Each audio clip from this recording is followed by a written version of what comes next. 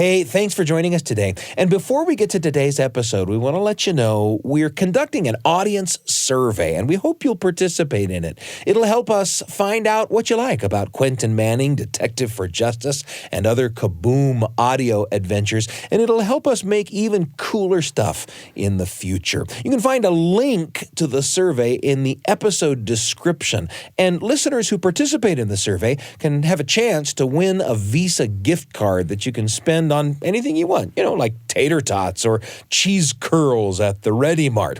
And now, it's time for Kaboom! Thanks for joining us for another chapter in our exciting summer series, Quentin Manning, Detective for Justice. Today we're wrapping up the case of the Rash of Robbings. Here's part 2. The name is Manning, Quentin Manning, Detective for Justice. When we left you, I had finally solved the mystery of who, or what, was stealing things in the school. It was not the Bermicks, as I suspected, but instead their 2 pet ferrets, Jimmy and Timmy, that had escaped in the school. Even though the Bermicks didn't want me to, and although they had apologized for their prior behavior, I decided I needed to let Mr. Clacker know about the ferrets. I would ask for leniency for the Bermicks, explaining that they themselves didn't steal anything. So, the next morning, Sam and I went to visit Mr. Clacker, against Sam's wishes. Hi, Mrs. Firble. We're here to see Mr. Clacker. Is he expecting you? No, but we have some important information he'll want to know. He doesn't like to be disturbed when the door is closed. Okay, we'll leave. We'll just stick our heads in there. Come on, Sam. No! Quentin, no! Mr. Clacker, excuse me? What do you want, Manning? We're here to talk to you about the thefts. Are you confessing? No, definitely not us. But we do know who it was. Who? The thefts are being performed by ferrets. What? Ferrets. Ferrets? Ferrets. That's ridiculous. Get out. All right, goodbye. There are twin ferrets running around the school. This recently came to light after our detailed investigations and... Now! I don't have time for this. Okay, goodbye. Let's go, Chief. If you'll just hear me out. It's a little hard to believe, Out but... now! If you don't know who's doing it, don't bother me with your ridiculous ideas about ferrets. And when I find whoever did this, they'll be sorry. But- Out! Could we have a pass for getting to class late? Out! Not as anticipated. I've told you 100 times. There is no reasoning with Mr. Clacker, Vice Principal in charge. Okay, Sam, I can see you're right. We're just going to have to solve this case ourselves. It's up to us to catch the ferrets. I don't really think I want to catch ferrets. Immaterial, Sam. Did you guys catch the ferrets yet? Sydney, I've heard your mom is an excellent catcher of ferrets. We've just had a little setback. Mr. Clacker is not interested in catching the ferrets, so the responsibility has fallen to us. And I have been thinking... Really? Yes, I've been thinking we need to expand the manpower behind our search. And since, because of your family connections, you do have resources that would be of help to us, I'd like to deputize you and make you part of our investigative team. Wait. Are you asking me to be a detective? On a case-by-case basis. This case in particular, for instance. Because maybe you'd like to get a hold of my mom's keys to help you open doors in the school? Something like that. It'll be great, Sydney. You'll make a great detective. I would even be an assistant detective to make room for you. Thanks, but if you want my help, I'll be a full-fledged detective. I don't know if that's possible. Okay, forget it. See you later. Chief, say yes. Okay, but just on a trial basis. Fine with me. Where have you looked? I happen to have a layout of the school to help us in our search. The task before us was huge. We spread out through the school and searched for hours, but no luck. Our search continued throughout the following school day, the day of the school dance. Sometime right after lunch and before my math class, my assistant presented me with some interesting information. Chief, I think you should go to the dance. Sam, I was thinking the same thing. We have to keep an eagle eye out for Jimmy and Timmy. The Bermicks? No, the ferrets. Right. That's another reason. Another reason? What was your first? Since you're going to the dance, I think you should ask Dolly for a dance. You mean Dolores? She already said she'll be too busy. And we'll be busy too. She might not be too busy to dance with you. What? Like, maybe just one dance. Why are you saying that? Oh, well, it's just... I was talking with her. You talked with Dolores Kruppler? No, I just happened to talk to Dolores, and she kind of said that after she had thought about it, that maybe if you asked her, she would dance with you. Really?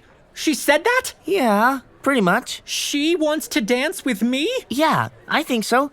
Maybe just like one dance or something. Wow! Okay! I mean, I thought she might if she weren't too busy. I wasn't even going to go to the dance, but if Dolores Kruppler wants to dance with me, I guess I'd better think about my wardrobe. Your wardrobe? What I'm going to wear. You don't just go to a dance in everyday clothes. Gee, Chief, it's just a middle school dance. Sam, it's important to present yourself well in these social affairs. Hey guys, any ferrets? Nope. My mom found another pile of stolen stuff, including someone's old gym socks. Sydney, I'm wondering if you're going to the dance tonight. What? Are you going to the dance? Do you want me to? Yes, I do. Hold it. Are you asking me to the dance? Like, on a date or something? What? I don't think so. Quentin is asking you so we can search for the ferrets. Oh, wait, right, yes. No, I mean, don't misunderstand me. Okay, that's good. I'm happy to help you look for the ferrets. I was going to the dance, but I'm happy to just go, not like, Right. Okay. Good. Fine. Yeah, I'm glad we got that cleared up. I went home that afternoon and planned my wardrobe. I looked through my closet and couldn't find any proper clothing. Then, I remembered my father had a tuxedo he had worn to an awards ceremony after he had solved an important computer problem. I was trying it on in my parents' room when my mom found me. Quentin! Oh, hi! Sorry, Mom, Well, don't you look fancy? Yes, I should have asked, but there's a dance, and... Finny, come in here! Look at Quentin! Hurry! Mom! Yes, what seems to be... Well, look who is dressed to the nines. I'm sorry, I was looking for something to wear to... Quentin's going to a dance. That suit is almost a perfect fit. Yes, a little long in the legs and arms, but... Do you remember that night? Yes, I do. It started out so well. That's the part I choose to remember. Me too. I was so proud of you. Only that slight misunderstanding with the chief financial officer. So, it's okay if I wear this? Be my guest. And I guess I need a ride to the school. Of course. Happy to be the chauffeur. If I only had a tux. Quentin, while we're talking, I do wish you'd go see Mrs. Dimwitty. I know, Mom, I will. She dropped by earlier. She wondered how you liked the book of anagrams. I did like them. I solved all of them. She was sure you would. You really should. I will, Mom, tomorrow. I promise. And you can talk to her about books. Mom! Quentin, whenever you are ready, your chariot awaits. Like Apollo's steeds, I will answer to your call. I finished dressing and had a bite to eat. As my dad dropped me off for the dance, I found myself surprisingly short of breath, and my heart palpitated in a most unusual way. Perhaps it was in anticipation of having a dance with the inimitable Dolores Kruppler, or perhaps it was the tingling of my detective sense. Something big was going to happen that night. Everyone in the detective agency was waiting for me. There were 5 of us now, if you could count Jimmy and Timmy Bermick as 2 separate people. Hey, Chief, guess what they have for refreshments? Pigs in a blanket, little teeny hot dogs wrapped up in dough. Let's not worry about that right now, Sam. I'm not worried. I'm very excited. Whoa. What is that smell? It's really strong. It seems like it's coming from you. Oof. Did you put cologne on or something? Maybe just a little bit. Why would you do that? Let's not lose sight of what we're doing. Right. You're going to dance with Dolly. Dolly who? Dolly Kruppler? You mean the 8th grader? The one who dressed up like a chipmunk? That's not exactly representative of who she is. What is an 8th grader girl doing dancing with you? She asked me to dance with her. Really? Jimmy and Timmy, did you bring a cage for the ferrets? Right here. We've got it. I'll hold it. No, I'll hold it. Here, give it to me. What exactly do you want us all to do? I mean, while you dance with Dolly Kruppler. That won't interfere with my work. We should all circulate. Keep your eyes open. I'll stay by the refreshments table. I'll be out on the dance floor surveilling the scene. I bet. We'll run around. Both of us. Together. Uh-oh. Look who's coming. Uh-oh. Mr. Clacker. You can tell he means business. He's got his jacket off.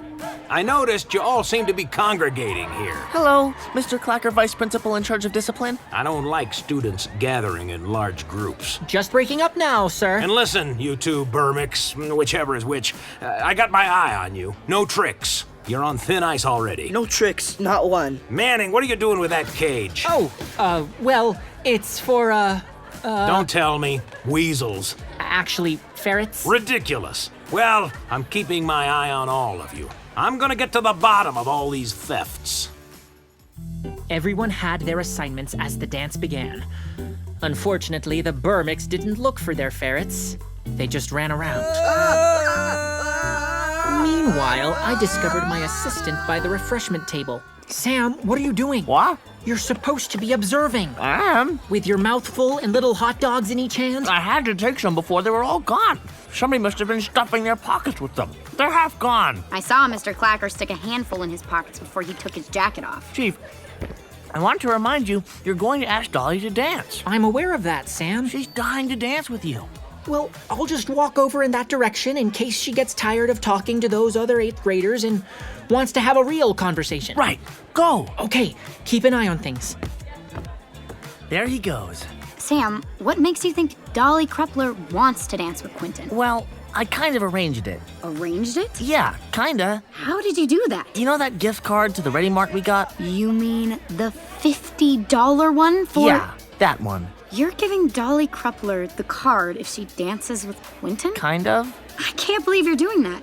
You're always pestering Quentin about buying snacks with it. I know, but this seems more important somehow. Don't tell Quentin. He just wanted to talk to her.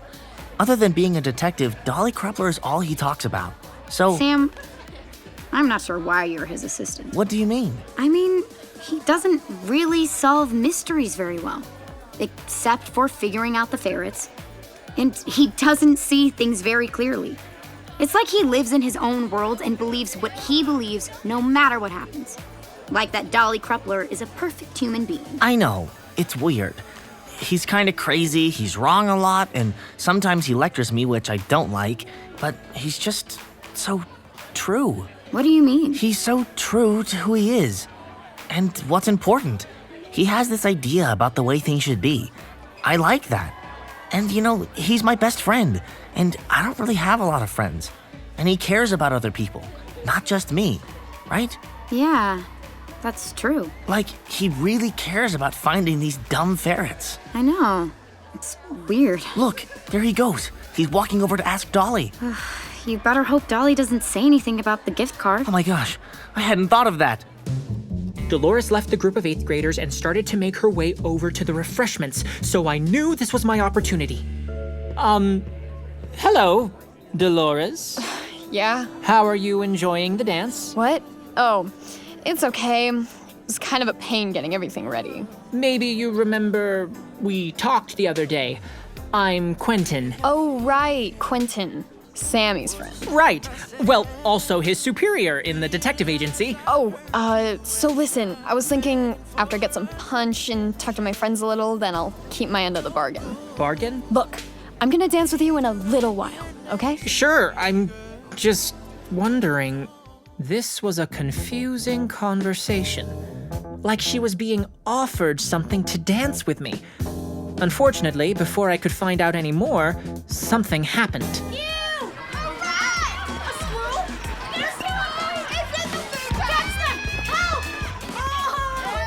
Jimmy and Timmy appeared. I'll give you a noogie. I'll give you 2 noogies. Not that, Jimmy and Timmy. I mean the ferrets. The ferrets were scampering and darting every which way. I tried to organize my assistants, but it was difficult. Sam, Sydney, let's get them! Exactly how do you catch a ferret? The ferrets are eating the pigs in the blanket. Half of them are gone. Sam, calm down. Jimmy, Timmy, you've got to catch them! I'll lick your face. No, I'll lick your face. I think they ran into the kitchen. No, look, they just ran out again. Let's try to corner them. Jimmy, Timmy! I hate you. I hate you back. But by the time we made it through the screaming middle school students, there was no sign of the ferrets. They're gone. They must have been here. Here's a half-eaten pig in a blanket. Sam, don't put that in your mouth! Okay, but... We have to focus all our attention on finding the ferrets. Sammy, there you are, and Here you are, Quentin. I hope the wild ferrets didn't scare you. Is that what they were? Yes, but we'll take care of them. My detective agency is solving the problem. Your detective agency? I'm wondering if we could have that dance. Why, yes. I mean, I'd like to. Gee, I thought we were supposed to catch ferrets. We are. With chicken nuggets. We've got some. Could I have one? Sure, take one. Take another. Dolores, I hate to disappoint you, but I have a very important job that I have to attend to. Look, can we just make this a quick dance then, okay? No, really. Perhaps we could take a rain check or have lunch together some other time when duty doesn't call. You mean catching the rats? Ferrets. I'd like to, but I can't. I'm very sorry, Dolores. Whatever. See you later. Quentin, there she goes. Don't you just want one dance? Then we'll find the ferrets. No, we have work to do. I'm heartened, though, that she did want the dance, although the way she was behaving was strange. Look at Mr. Clacker. There's steam coming out of his ears. All right, that's enough. Stop the music. The dance is over. Call your parents. The dance is over. And then I saw it. Mr. Clacker was holding his suit coat. Sticking out of each of his jacket pockets, which were obviously filled with pigs and blankets, was a ferret. Mr. Clacker, no! Wait, stop! Quentin, Chief, what are you doing? He's running straight at him. No! Look, he's tackling him. Tackling Mr. Clacker. Get off of me! I'm sorry, Mr. Clacker, I've just got to get something. Let go of my jacket! It's just I know where the ferrets are. They're Weasels! actually ferrets. Get them off of me! Sam, hand me the cage. Here it is, Chief. And here's a chicken nugget and a pig in a blanket. I was saving them. Come on, Jimmy. Come on, Timmy. Climb in. There you go. It's okay, Mr. Clacker. Here's your jacket. These are the thieves who are committing the Rash of Robbings. Are you responsible for this? No, the Bermicks are. They're right. Wait, where did they go? These are your ferrets? No, And what are you doing with the cage? I was trying to tell you. All right, that's enough. I want to see you in my office, bright and early Monday morning. There will be consequences. Eek. Dear Rip, I still await your response to all my letters. I am increasingly concerned by your non-response.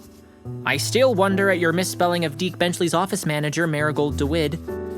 But more importantly, I write to tell you I have solved a case and discovered the complex web of circumstances that have led to a series of crimes, and am now faced with a dilemma. If someone is going to face a harsh penalty that will not make things better, but perhaps worse, is it right to punish them? Is saying sorry and promising to change, is that enough? Is there a conflict between justice and fairness and kindness? Does kindness sometimes keep justice from being done, or vice versa? To have justice, is kindness sacrificed? And then there are the more mundane questions like, is it all right for your assistant to eat $10 worth of cheese curls in one sitting? Whatever the case, on Monday morning, I will have to face the authorities and explain my behavior and the behavior of those around me. I need your advice.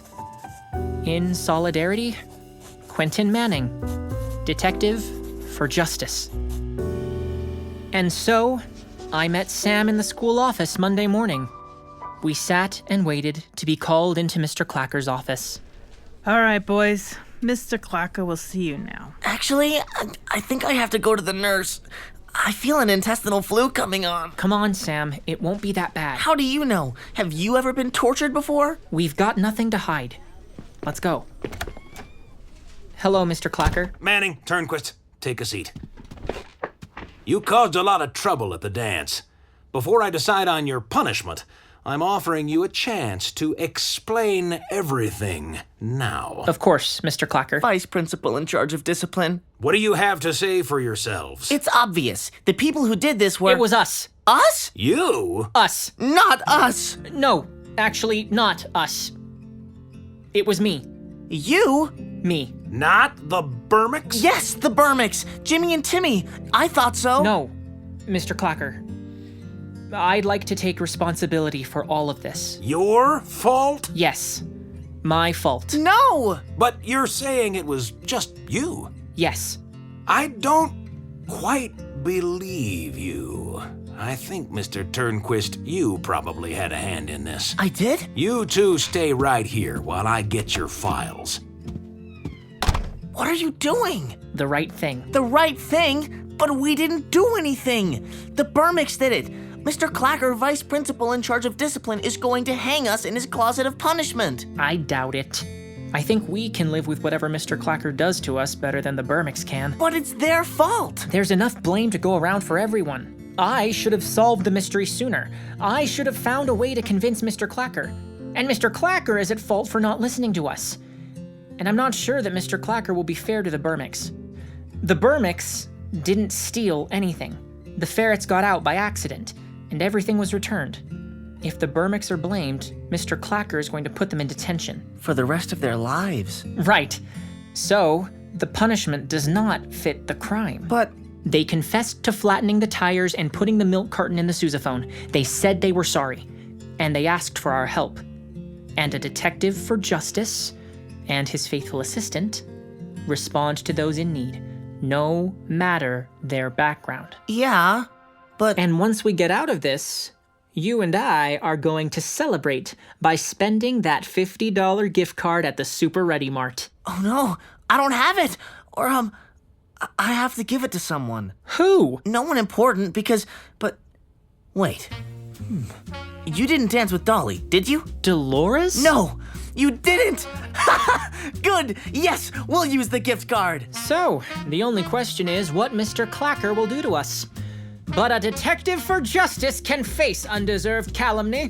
What? Aspersions, unkind words, slings and arrows of outrageous fortune. All right, you two. I've got your files here. I'm putting a note in your permanent files about all the harm you've done. I'll be contacting your parents, and finally, I think we will start with suspension from school for a week, and then detention for the rest of the school year. No snacks? Busy. I hope you've learned your... I said I'm busy. I can't be disturbed. Excuse me, Mr. Clacker. Mrs. Plum, I'm in the middle of something. That's why I'm here. I am too. Sydney! Hi, Sam. Hi, Quentin. Whatever you want, we'll just have to wait. I'm talking to these students about their punishment. That's why I'm here, Alfie. Alfie? Mrs. Plum, I am the vice principal in charge I know very well what you are, but you won't be disciplining these boys. You're the custodian, not the vice principal. Yes, I am the custodian, which is why I know about the new computer system you insisted on having. Which was necessary for the school. That's not what the papers in your trash can described. What papers? The printouts of the emails where you described looking for a system that could handle streaming for your little video games. Video games are for kids. Nor perhaps the large supply of personalized sports caps you've ordered over the last 4 years, paid for by the school, that are stored in the top shelf of your closet. The closet of punishment. Graft and corruption at the highest levels. Perhaps we should have a talk with Mrs. Missing. Not necessary. Is there anything else, Sydney? I can't think of anything. Except you didn't listen to Quentin and Sam. I always listen. Really? Well, perhaps I should listen a little better. And perhaps we could overlook all your little faults if you could overlook the faults of these students. I know these boys, just like I know all the students in this school, better than you, Alfie Clacker. So I think you can thank them for their help and let them get to class. Yes, well, I suppose, but I just want to say that as vice principal, I do have to keep an eye on things, and we'll continue to do that, just so long as, that we don't talk about any of these little things you mentioned. My lips are sealed. And all of you? I guess. That's very kind of you. Okie dokie with me. Fine, we'll get on with our work. And you have a nice day, Mr. Clacker. Sydney, Mrs. Plum, you saved our lives. Or at least made them a lot easier. I've been aware of Mr. Clacker's tricks for a long time. I'm just glad Sydney let me know you boys were in trouble. Thanks, Sydney. You're welcome, Quentin. I was thinking that perhaps you'd like to join us for a celebration. We have a gift certificate to Super Ready Mart, and we were going to enjoy ourselves today. Finally! Yes! I have it right here in my pocket. Wait, it's not here. I had it in these pants at the dance. It's gone! What did you do with it? I don't know. It must have fallen out when we were chasing the ferrets. Oh no! My cheese curls! Are you sure you didn't give it to someone? No, I didn't. What can I do? Maybe I can help you find it. You can? Yeah. I was thinking of forming my own detective agency. What? Just kidding, just kidding. Of course. Maybe. And that was it. The Rash of Robbings mystery was solved. The ferrets were captured. The Bermicks were on their best behavior, for at least a little while. And even Mr. Clacker, vice principal in charge of discipline, would turn out to be a kinder, gentler administrator. Word spread throughout the school of our success. I was gratified, although I did regret turning down Dolores Kruppler for a dance. But I'm sure she has a large heart and is capable of forgiveness, so I hope to continue our deepening relationship. But there was still one mystery that had not been solved, and it bothered me greatly. The whereabouts of Rip Sturgeon, the author of the greatest book series in publishing history. Why had he not written me? My work was not yet done. I remain your humble servant, Quentin Manning, Detective for Justice, bidding you adieu.